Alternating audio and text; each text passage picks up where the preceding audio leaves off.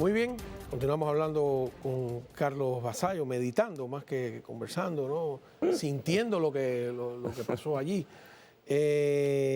Vimos al rey ese primer momento tan difícil, pero yo creo que la actitud de él y de la reina de alguna manera conmovió el corazón también de los españoles. Él es auténticamente, él es un profesional. Nació para lo que hace, fue preparado para ser rey y, como dice Pérez Reverter, yo no encuentro ningún político para ir a una elección y un referéndum de una posible república que tenga el tamaño de él ni pueda unir a los españoles como él puede. Nadie es capaz de unir 100% a los españoles porque somos anárquicos, dispersos, individualistas, autonomistas y cada uno nos creemos absolutamente diferentes del otro y solo nos unen nuestras diferencias, solo. Lo único que nos une es que nuestras diferencias nos acaban uniendo. Pero vamos a ver el siguiente video, que es ya el principio de la recuperación y cómo la actitud con la monarquía y con el rey cambia. Adelante.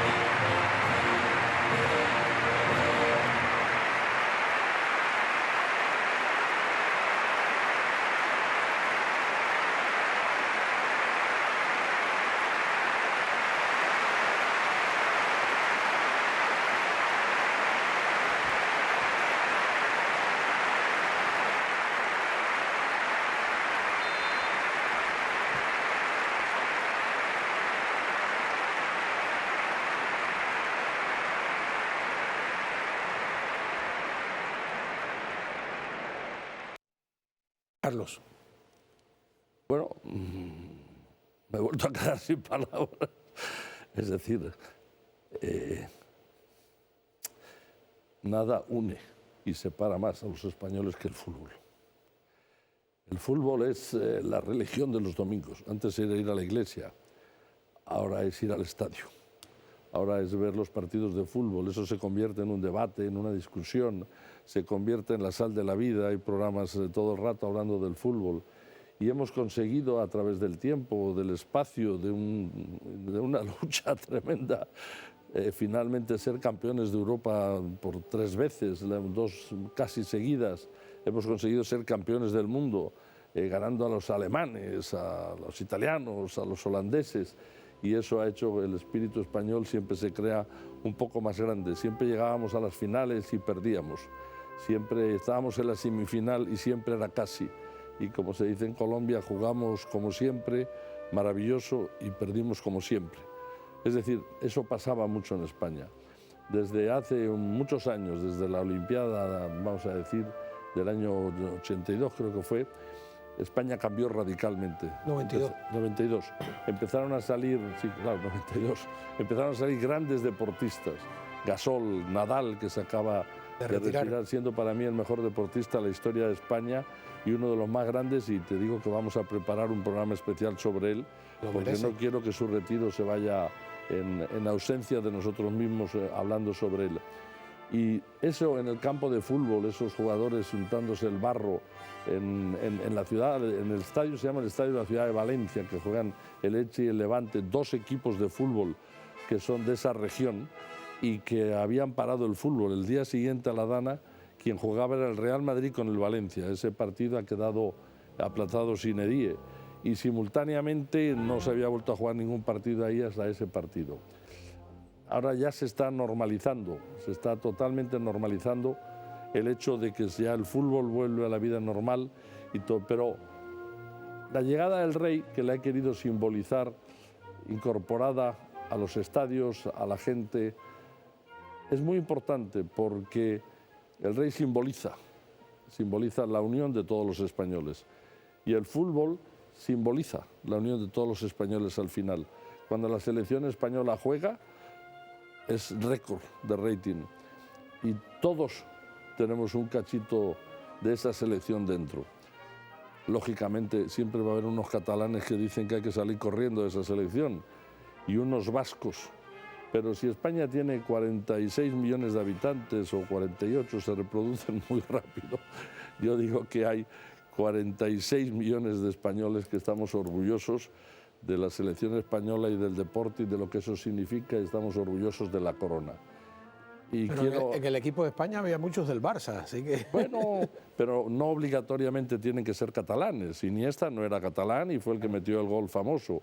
Pedri ahora no es catalán y son especialistas en tener equipos holandeses, es decir, la mayor parte de las copas la ganaron con holandeses. Es decir, el seni y la gloria de ser catalanista hoy día no pasa ni en el Real Madrid ni en el Barça por jugar con jugadores catalanes. Pasa solamente por tener una bandera catalana que aprovechan para poner de la independencia cuando van a jugar. Pero yo no me voy a ir ni con el separatismo y me niego en redondo a ir en contra de lo que considero que nosotros somos. Nosotros somos una de las naciones más antiguas de Europa y sin ningún tipo de duda somos posiblemente la que más emigrantes ha producido desde Europa para el mundo, excepto los italianos y los polacos en el principio del siglo pasado, cuando fueron directamente hacia Estados Unidos. Nosotros hemos producido emigrantes desde mi tierra, desde Galicia, en los 50 a Suiza y a todos los lados. Hemos sido emigrantes a América Latina, hemos sido emigrantes a Cuba y a todos los lados. Y por lo tanto, nada podía simbolizar más para ellos que la selección, porque era el único punto de unión. Vamos a reunirnos para ver a la selección, vamos a reunirnos en el Club Gallego. Y en mi caso, vamos a reunirnos para ver al Real Madrid. Quería acabar con la imagen del Real Madrid. Llevo aquí la insignia de oro y brillantes. Y el rey simboliza, junto con el fútbol, simboliza para mí lo que es la unión entre todos los españoles. El Estado, sí, porque el presidente del gobierno representa solo el gobierno, el Estado español lo representa el rey, por eso es una monarquía constitucional, como usted dijo al principio. Una pausa y bueno, ya viene la hora de hacer cuentas morales, cuentas políticas y ver qué va a pasar a partir de ahora, porque la naturaleza sigue ahí, amenazante. Y las soluciones hay que pensarlas antes de que llegue la tragedia. Regresamos enseguida con Carlos Vasallo.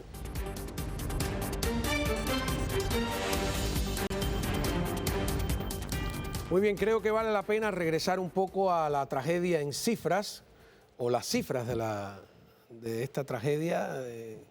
Y una aclaración, Carlos, porque quizás para quien no esté muy familiarizado con la geografía española, hay momentos en que los damnificados dicen, llegaron de Valencia Hay que aclarar que están hablando de Valencia ciudad, que no fue afectada directamente porque, bueno, ahí el río está desviado. Bueno, pues es como si habláramos de que estamos en...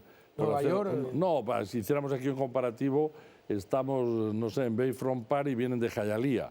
Es decir, la gente llegó andando, es decir, Valencia, eso es Valencia, lo más que es digamos, los alrededores de Valencia, la cercanía. Valencia ciudad y Valencia Bueno, es la gran Valencia, ¿no? Forma parte de la gran Valencia. Luego, claro, la provincia de Valencia incluye Castellón, incluye Alicante, incluye Elche, es decir, la aglomeración hasta 5.700.000 claro, personas. Aquí estamos hablando de una población afectada de alrededor de 700 y algo. Pero está tan unida que tiene el metro directo, o sea, es decir, sí, lo que pasa es que se va por metro o por carreteras laterales y si no, habría que bajar a la carretera, a la autopista, lo que hemos visto, que ahora vamos a ver qué cantidades aparte, tanto de trenes de cercanías como de los otros, está dañado. A ver, vamos a ir mirando estas cifras. Hay que empezar... O sea, lo primero fueron 219 muertos y 11 desaparecidos.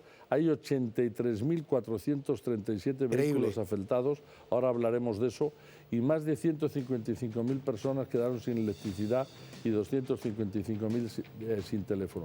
No pasen esta gráfica, vamos a hablar sobre ella. 83.437 vehículos afectados es una frase que utiliza el gobierno español para la estadística. No. Son 83.437 vehículos inservibles. Entonces, esto va a plantear un problema. Ya está planteado el problema. El problema es, dice las aseguradoras, vamos a partir de la base que los 83.437 vehículos tuvieran un seguro a todo riesgo. Eso no es verídico. Habrá muchos que tengan seguro a terceros solamente. Por lo tanto, su vehículo no está protegido. ¿Es obligatorio el seguro en España? Como es aquí? Obligatorio, pero no el full coverage, es obligatorio. Sí, como aquí el PIP, el collision, el liability. Es obligatorio lo que se llama el daño a terceros. Todo el daño que tú le hagas a otro lo tiene que pagar y tú te haces cargo del daño de tu vehículo. Si el daño o te lo ha causado otra persona a ti, él tiene que pagarte a ti tu daño. Y si tú le causas un daño al otro, lo paga el seguro.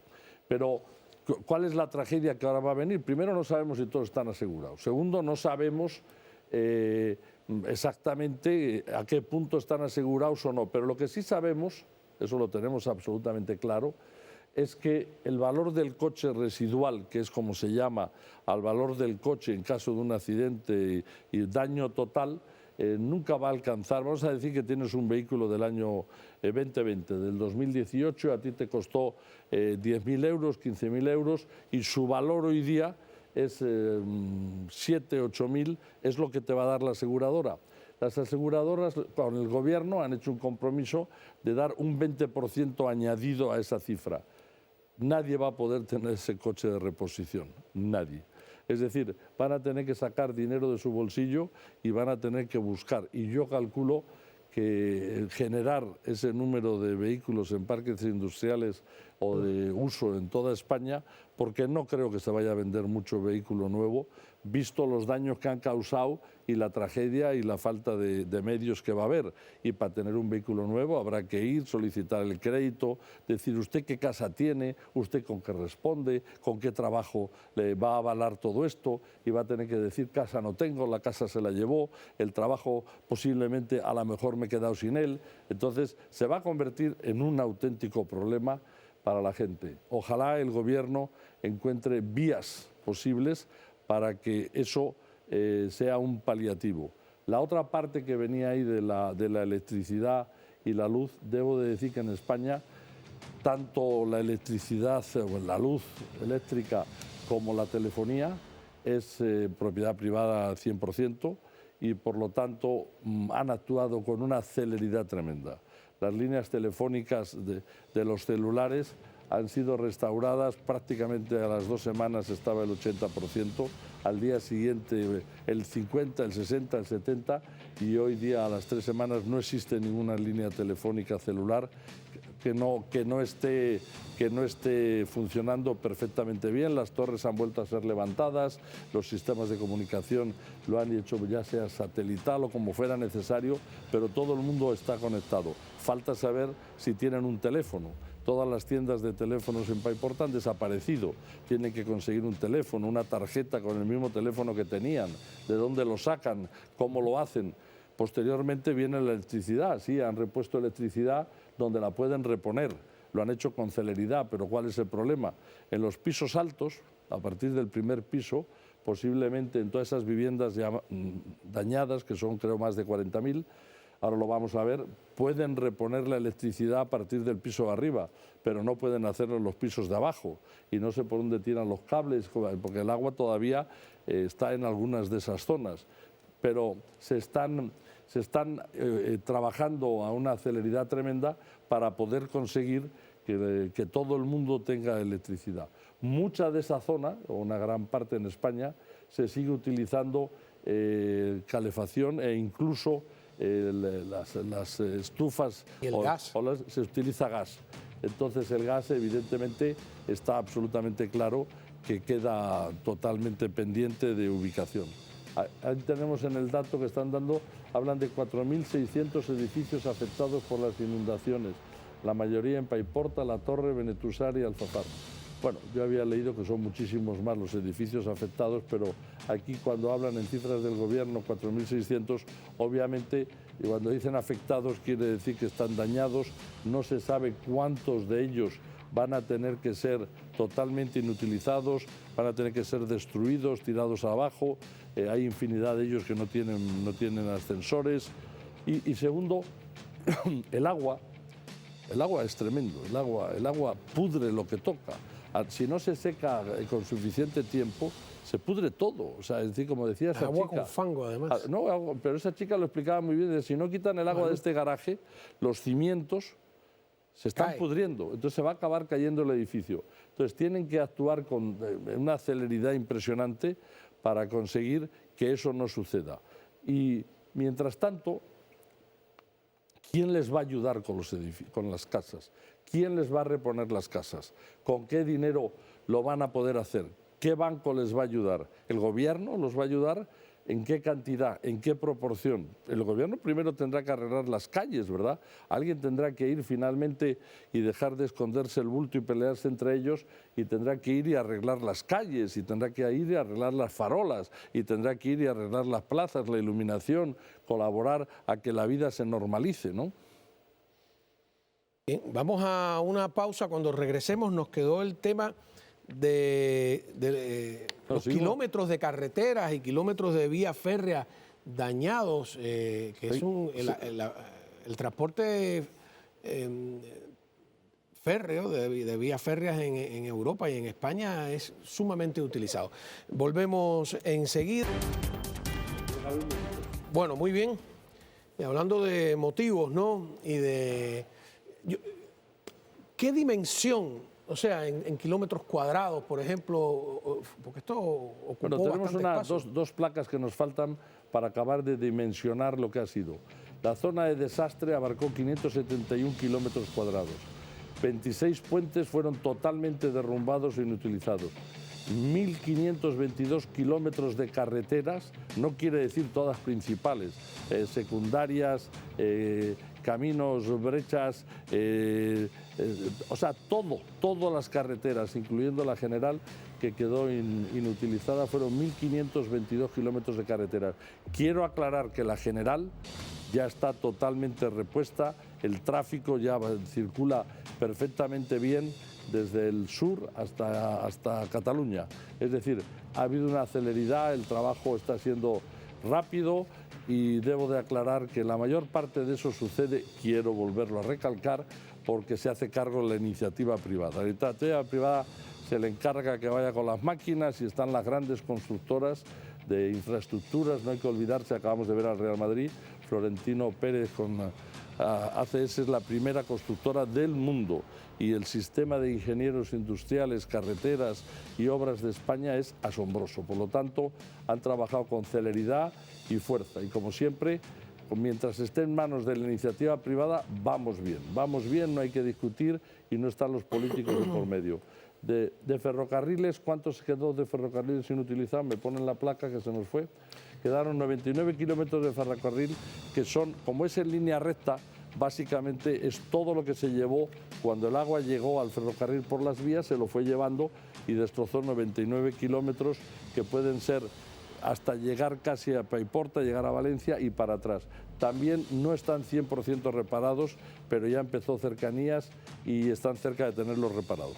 No, además, como el agua convirtió las carreteras, incluso las líneas de trenes, en cauces, ¿no? Porque siempre funciona por gravedad, ahí es donde arrasó con los automóviles. Nos queda otra, en vez de nos queda una última gráfica, ¿verdad? Sí, el impacto en euros, digamos. El impacto en euros es de 20.584 millones de euros. Yo no sé cómo contabiliza esto el gobierno, insisto, estas son cifras sacadas del gobierno. No sé cómo se puede contabilizar esto, no tengo claro que ese sea el impacto económico exacto, ni creo que ellos mismos lo sepan, porque hay que rehacer supermercados, tiendas, casas, fábricas, hay que rehacer todo.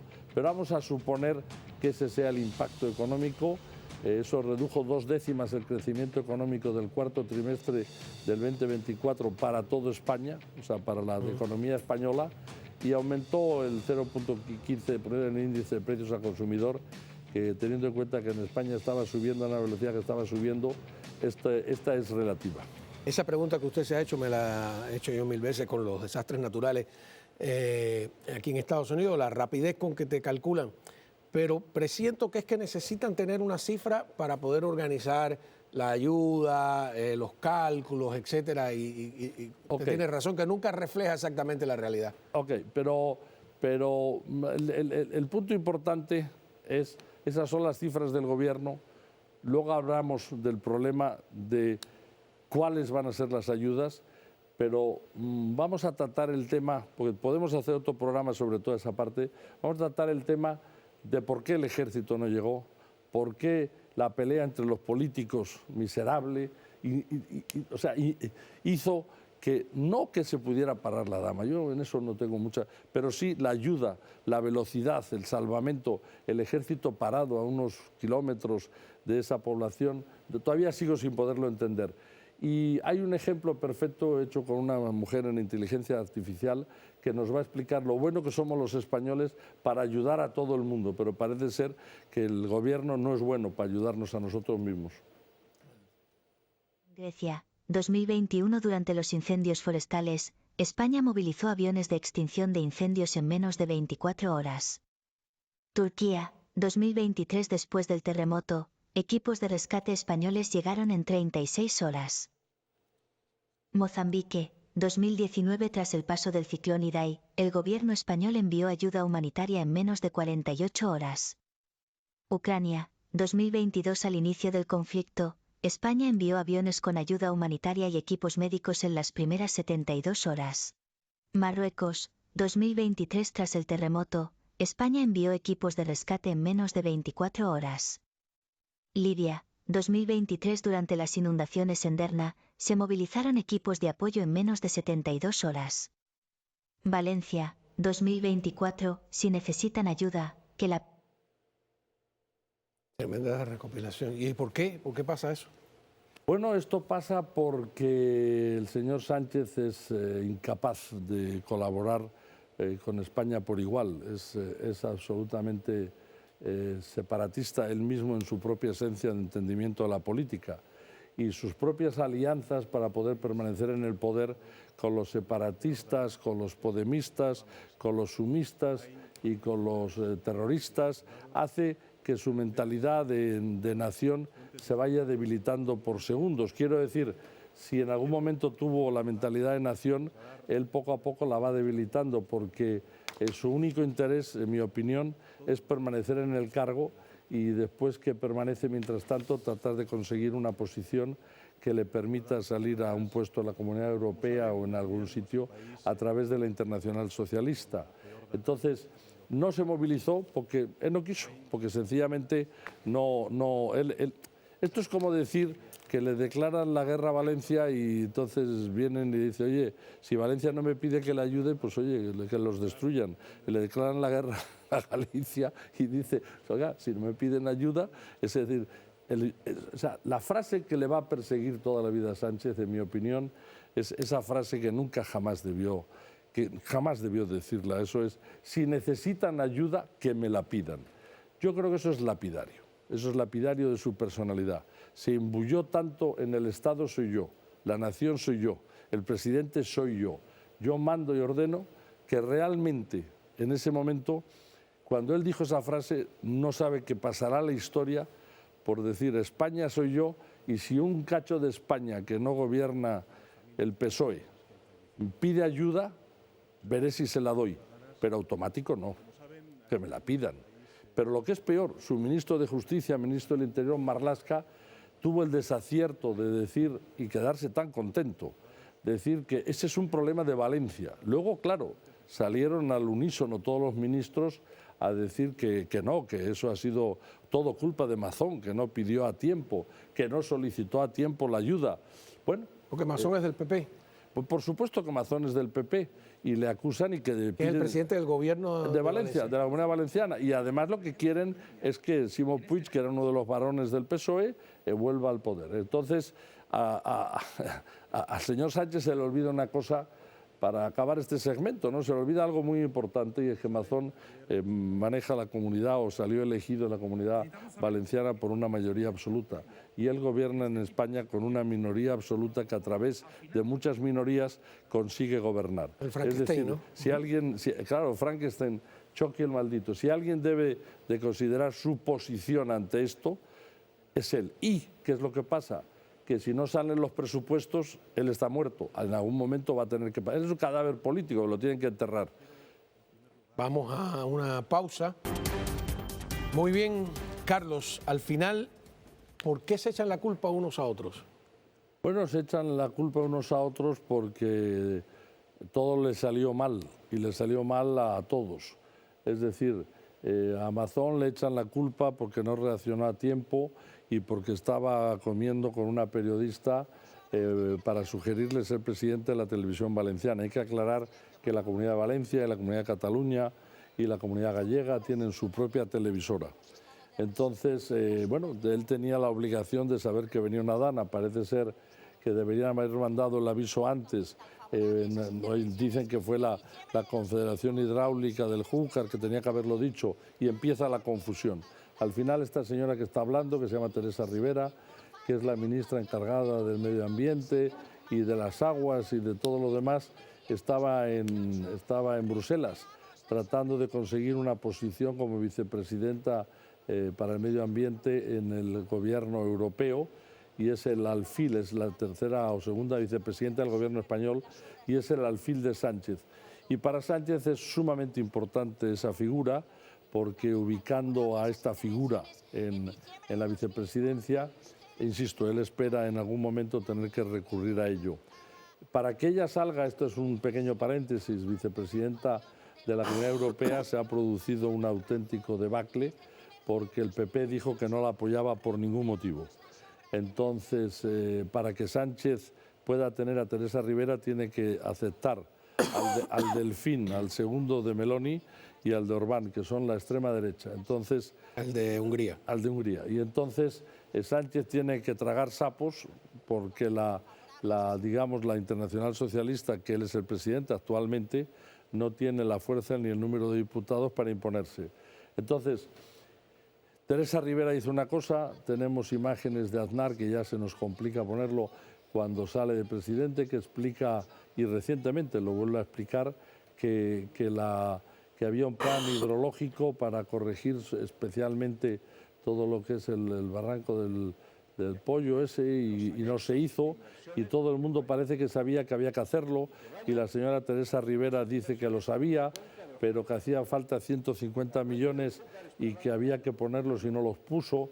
La realidad, en mi opinión, es que no los puso porque los podemitas y el Sumar y la izquierda y los verdes dicen que hay que dejar que los cauces naturales vayan por donde tienen que ir y no reconducirlos, es decir, yo no sé, no querrán que haya presas ni que haya, no sé, en fin. Entonces, eso ha hecho que eso se parara, pero no se ha parado porque posiblemente Teresa Rivera, que teóricamente es una persona muy cualificada, no pensara que había que hacerlo. Se ha parado porque la política y los votos necesarios de los otros le impiden tomar decisiones. Ella se ampara ahora diciendo, es que Rajoy lo sabía.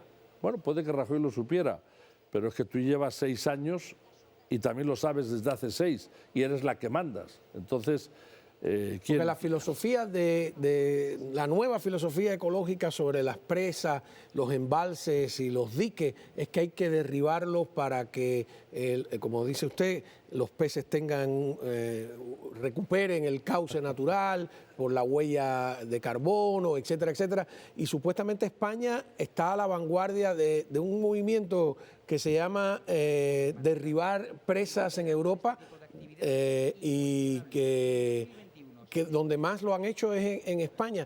Pero más que el problema de derribar, porque ellos se defienden diciendo que han derribado cosas que están obsoletas, que son más pequeñas, etcétera, es que, como usted dice, han frenado, y como dice Aznar también, han frenado obras nuevas. Se las han paralizado, han dejado de hacerlas. O sea, siempre los países tienen que tener un plan hidrológico porque hay 3 elementos, ¿verdad? El sol, o sea, la electricidad se produce con el agua y con el sol. Antes solamente se producía con las presas, ahora se produce con los molinos, se produce con las centrales atómicas, etcétera, etcétera, etcétera. Y el agua tiene que llevar por los cruces a las ciudades porque si no llegan no hay agua de la que beber, ni de la que alimentarse, ni de la que regar, ni de la que nada.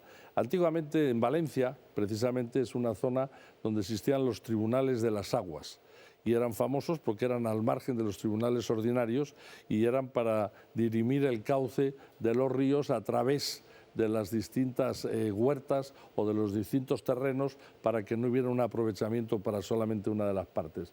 Pero cuando estamos viendo que baja por la montaña es todos esos arbustos que van destrozando todo y es una riada de cachos de árboles, de cachos de hojas, de pedazos de todo, eso es porque los ecologistas también y los que necesita Sánchez para que le ayuden a permanecer en el poder y necesita esos votos, se niegan a que todo eso antiguamente se quemaba, se sacaba, se extraía de esa zona, primero para que no creara incendios, segundo para utilizarlo, bueno, hay que dejarlo allí porque es abono, es fértil. Está allí muy bien, no hay que moverlo. Y como no hay que moverlo, cuando vino la lluvia sí lo movió y ha causado un gran porcentaje de los daños que se han causado. Es decir, todo al final tiene una repercusión sobre lo mismo. Estás gobernando con alfileres, estás gobernando basado en votos minoritarios que tienen posiciones autoritarias y mayoritarias. Es decir, Podemos, a través de Irene Montero, puso la ley más avanzada del mundo en cuanto al sexo. Es decir, decidió que un niño con 16 años, sin pedir autorización ni a su padre ni a su madre, puede decidir si es hombre o es mujer. Y así podemos seguir con tantísimas cosas. Todo esto es parte de eso mismo, el extremismo de izquierda, que en mi opinión no tiene cabida más que parcialmente en un país moderno y avanzado que quiere ir hacia las grandes potencias de Europa y hacer un socialismo capitalista que dé mucho para todos y no que dé nada para muchos. Acabo de encontrar aquí un artículo de La Vanguardia. España lidera la lista europea de demolición de presas, represas y embalses. No, si somos líderes en casi todo lo que no valga para nada. Vamos a una pausa y volvemos con la solución. ¿Qué solución queda?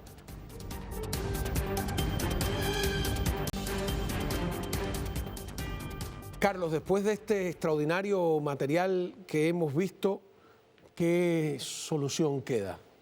Bueno, la solución que queda primero es rehacer Valencia como de lugar y ponerla en el mismo sitio que estaba, que yo estoy seguro que con el trabajo y el esfuerzo de todos los valencianos y de todos los españoles y de toda la gente que quiera colaborar con ellos, hay páginas y páginas y páginas donde puedes adoptar para comprar un carrito, colaborar con un coche, en fin, comida, alimentación, de todo, o sea, por todos los lados. Yo creo que ese es el punto número uno. Y el segundo es que en lo que consta o lo que queda o esperar que si es posible que esto ayude para que de una vez Sánchez salga del poder, sería maravilloso. Hoy el candidato Feijóo, presidente del PP, ha dicho que estaría dispuesto a poner una moción de censura si se le apoya. Veremos qué pasa. La moción de censura para sacar del poder al señor Sánchez. Como él sacó a Rajoy. Cómo no. Muchísimas gracias. Gracias a Mauseri por la edición también, ¿no? Maravillosa. Hay que dar las gracias a Adrián Mauseri, absolutamente. Ha hecho un trabajo excepcional. Así que muchas gracias, Adrián. Sin ti no hubiera sido posible.